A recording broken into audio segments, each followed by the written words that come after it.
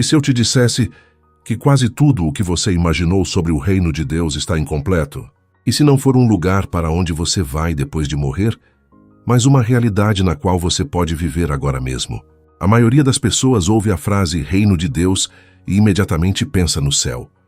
Um lugar distante, algo que você só alcança após a morte, ruas de ouro, paz eterna e uma recompensa futura. Mas quando Jesus falava sobre o reino de Deus, ele não estava apontando para algo distante.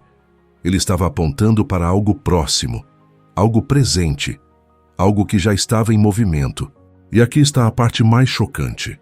Muitas pessoas da época dele, que achavam que entendiam tudo sobre as Escrituras, perderam completamente o que estava acontecendo bem diante dos olhos delas. Neste vídeo, nós vamos descobrir o que o reino de Deus realmente é, e por que entender isso errado pode fazer você perder a exata vida que Jesus veio te dar. Fique comigo, porque até o final deste vídeo, você não vai apenas entender o reino, você vai começar a enxergá-lo de forma completamente diferente na sua vida diária. Número 1. O reino de Deus não é um lugar, é uma realidade. Quando as pessoas pensam em um reino, elas pensam em território. Uma porção de terra com fronteiras definidas, governada por um rei. Mas Jesus virou essa ideia de cabeça para baixo. Em Lucas 17, os fariseus perguntaram a Jesus quando o reino de Deus viria. A resposta dele foi totalmente inesperada. O reino de Deus não vem de modo visível, nem dirão, aqui está ele, ou lá está, porque o reino de Deus está dentro de vocês. Isso muda tudo. O reino de Deus não é primariamente sobre localização, é sobre domínio, é onde Deus reina. Pense nisso da seguinte forma: um país tem fronteiras geográficas, mas um reino está presente em qualquer lugar onde a autoridade daquele rei seja reconhecida. Portanto, o reino de Deus não está limitado ao céu. Ele está presente onde quer que o governo de Deus seja aceito, começando no coração humano. Isso significa que não é sobre geografia, é sobre autoridade. Não é sobre onde você está, é sobre quem governa a sua vida. É por isso que Jesus começou o seu ministério em Marcos 1,15 dizendo: o tempo é chegado, o reino de Deus está próximo, arrependam-se e creiam no Evangelho. Próximo significa ao alcance das mãos. O reino não estava vindo algum dia.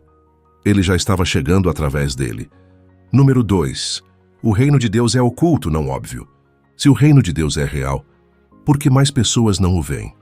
Porque ele não se parece com o que as pessoas esperam.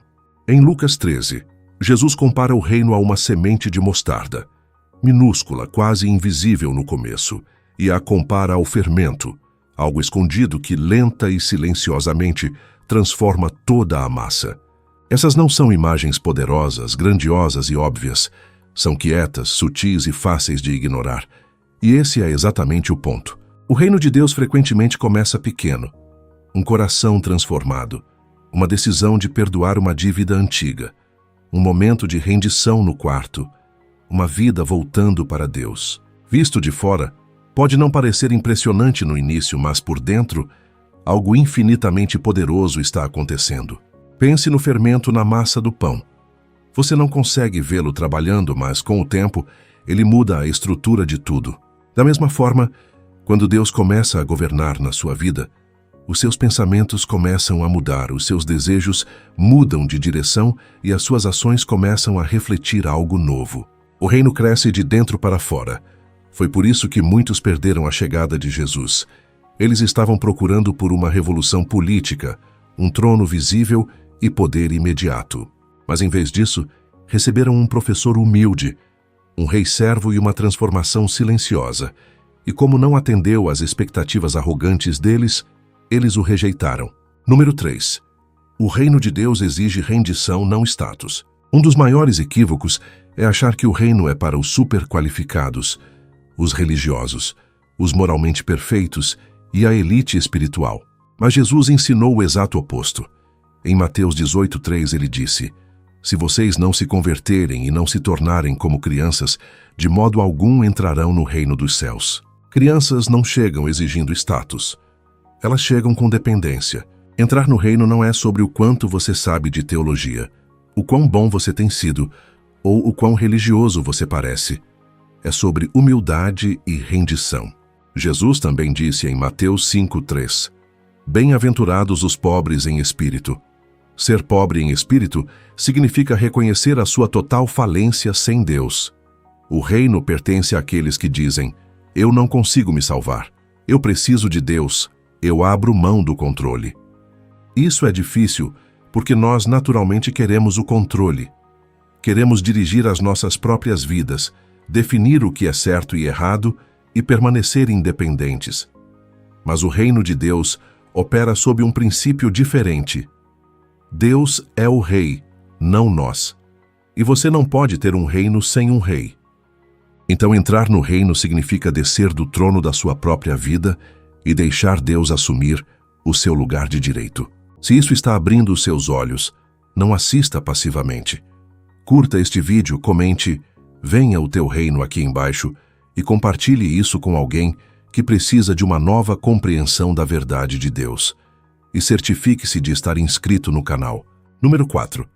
O reino de Deus é presente, mas também é futuro. É aqui que as coisas ficam mais profundas, e é o que torna o assunto confuso para alguns. Jesus demonstrou o reino curando os enfermos, expulsando demônios e perdoando pecados. Em Lucas 11:20, ele disse: Mas, se é pelo dedo de Deus que eu expulso demônios, então chegou a vocês o reino de Deus. Então o reino já estava ativo, mas ao mesmo tempo, Jesus ensinou seus discípulos a orarem em Mateus 6:10. Venha o teu reino, seja feita a tua vontade, assim na terra como no céu. Espera, se o reino já está aqui, por que orar para que ele venha? Porque nós estamos vivendo na tensão entre o que já começou e o que será concluído.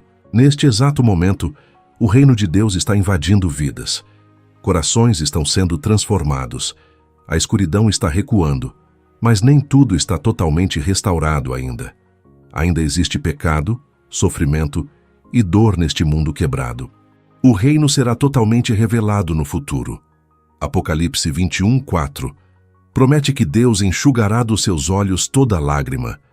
Não haverá mais morte, nem tristeza, nem choro. Esse é o cumprimento futuro do reino. Então nós vivemos nesta realidade. O reino já está aqui, mas ainda não está em sua plenitude final. E como cristãos, somos chamados a viver as regras desse reino hoje, enquanto aguardamos a sua manifestação total. Número 5. O reino de Deus muda absolutamente tudo sobre como você vive. Se o reino de Deus é real, e se ele já está aqui, então ele deve afetar como você vive a sua terça-feira, o seu trabalho e a sua casa. Jesus deixou isso muito claro em Mateus 6:33. Busquem, pois, em primeiro lugar, o reino de Deus e a sua justiça, e todas essas coisas lhe serão acrescentadas. Preste atenção na palavra. Primeiro, o reino não deve ser um bônus ou um extra na sua vida dominical. Ele deve ser a prioridade absoluta. Isso muda a forma como você aborda as suas decisões. Em vez de perguntar o que eu quero, você passa a perguntar o que honra a Deus. Isso muda os seus relacionamentos. Em vez de guardar rancor, você perdoa, porque o seu rei valoriza a misericórdia. Isso muda o seu propósito. Em vez de viver para construir o seu próprio império, você vive para algo eterno. Isso muda a sua identidade. Você não é mais definido pelo seu passado, pelos seus fracassos ou pelas opiniões dos outros. Você é definido pelo rei que governa a sua vida. O apóstolo Paulo descreve o reino de forma brilhante em Romanos 14:17. Pois o reino de Deus não é comida nem bebida, mas justiça, paz e alegria no Espírito Santo. É com isso que o reino se parece: justiça, viver de forma reta diante de Deus; paz, estabilidade interior, mesmo no meio do caos; alegria, algo muito mais profundo que a felicidade baseada em circunstâncias. Isso não é apenas uma esperança para o futuro, é uma realidade para o presente. O reino de Deus não é o que a maioria das pessoas pensa. Não é apenas um lugar para onde você vai um dia. É uma realidade presente onde Deus governa. Uma obra silenciosa que transforma você de dentro para fora. Uma vida que exige rendição total. Uma promessa que é agora e futuro. E uma nova maneira de viver cada dia da sua vida. E a verdadeira pergunta que você deve se fazer não é: onde está o reino? A verdadeira pergunta é: o rei está governando a sua vida? Se esta mensagem falou com você, não role o feed. Curta este vídeo, comente, venha o teu reino, e envie isso para alguém que precisa entender o que o reino de Deus realmente é. E não se esqueça de se inscrever no canal para crescer ainda mais fundo na sua caminhada com Cristo. Não importa onde você está agora. Confuso, lutando ou até mesmo se sentindo longe de Deus, o reino ainda está ao seu alcance. Você não precisa consertar tudo primeiro. Você não precisa ser perfeito. Tudo o que é preciso é um coração disposto a dizer: Senhor, assume o controle. E quando você faz isso, tudo começa a mudar. Talvez não tudo de uma vez, mas de forma profunda, verdadeira e eterna. O rei está próximo, e ele está te convidando para entrar.